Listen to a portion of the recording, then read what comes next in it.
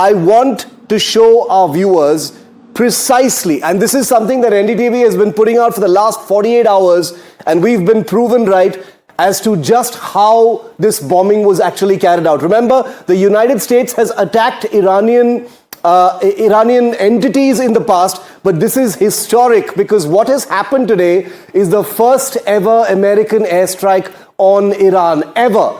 There has never been an airstrike of this kind, and they were conducted by B-2 Spirit stealth bombers. These are the Rolls-Royce of stealth aircraft as far as the United States strategic forces are concerned, and these aircraft are virtually invisible to radar. Now, there were two fleets of B-2s, one that came westward across the Pacific, the other that apparently came secretly from the east, and it is understood that it was the latter that conducted these strikes. The B-2 stealth bombers, they cost nearly $2 billion a piece. There are only 19 in existence. They have very, very reduced radar signatures, which would anyway not be compromised because the Iran air defenses have been sufficiently weakened already.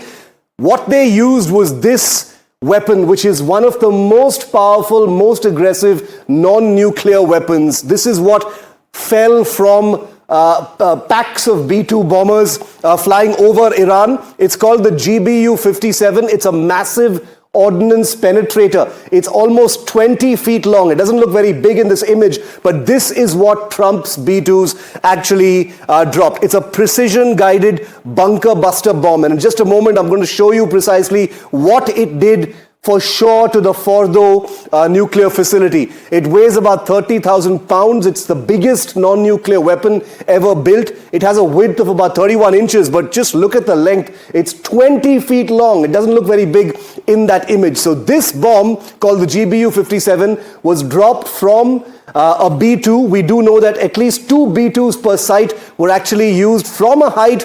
These bombs are dropped. They drop under gravity at extreme velocity using different kinds of navigation and targeting. They are made from performance steel alloys which are extremely strong, and you'll know why in a moment that they need to be constructed with such strength, because they have to penetrate up to 60 to 70 meters into the earth, and this is what happened very likely at the Fordo facility.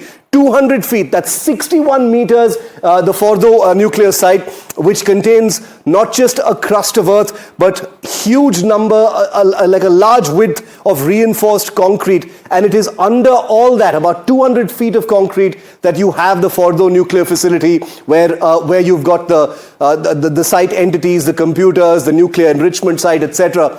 What this basically does, this bomb basically does, is penetrate all the way down to 200 feet, and only then does it detonate. 30,000 pounds worth of warhead on it. It is very, very accurate because it is GPS and inertial navigation system guided, and therefore, as Trump just announced, these bombs dropped from B-2s, even though he didn't take the names of the specific weaponry used, carrying 2,267 kilograms. Just picture that for a moment. 2.2 tons of explosive material. Cost of the bomb about 29 crore each, which is a mere nothing when it comes to strategic forces, has been used. We don't know for sure exactly how many have been used, but at least a handful of these have been used to attack 3 different nuclear sites in Iran.